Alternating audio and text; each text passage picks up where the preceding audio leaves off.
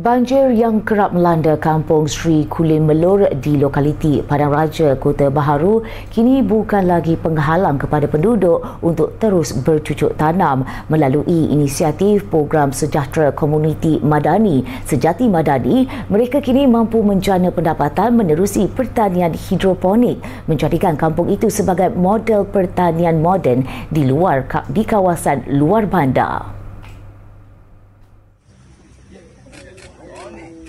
Pengerusi Jawatan Kuasa Pembangunan dan Keselamatan Kampung Persekutuan Sri Kulim, Badrul Hisham Yaakob berkata, projek bernilai hampir RM100,000 itu mula beroperasi sejak Mei lepas dengan kerjasama Jabatan Pertanian Kelantan dan kini sudah merekodkan 4 kali tuaian hasil sayuran.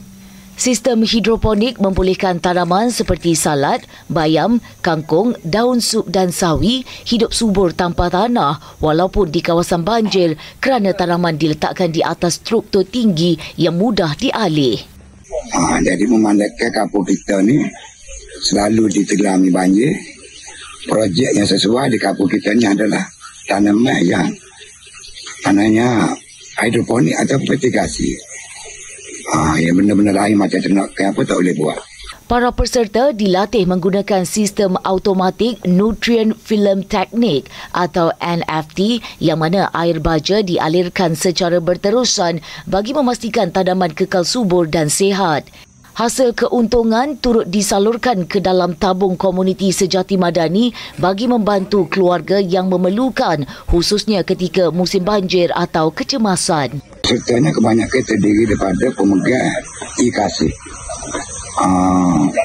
Kita bagi ke satu pelot, dua orang satu pelot. Kita ada 5 pelot sekarang. Jadi skala hasil jualan dia tu, dia bagilah sebagai sumber pendapatan dia. Maknanya kita ambil dalam 20 ataupun 30% untuk rolling. Masuk dalam tabung komuniti JPKKP Padang Raja. Melihat kejayaan fasa pertama, JPKKP Sri Kulim merancang menambah 2 lagi rumah hijau untuk memperluas tanaman kepada sayur berbuah seperti terung mini dan tomato ceri. Badrul Hisham berkata projek ini bukan sahaja menjana pendapatan tetapi juga menyumbang kepada keterjaminan makanan tempatan dan membantu ekonomi setempat sambil menjadi contoh bahawa pertanian moden boleh dijalankan walaupun di kawasan banjir dengan ilmu dan kesungguhan. Suri rumah Badriah Yaakob yang turut menyertai projek itu berkata, sebelum ini beliau tidak menyangka boleh bercucuk tanam tanpa tanah dan kini memperoleh pendapatan sampingan hasil usaha bersama penduduk kampung.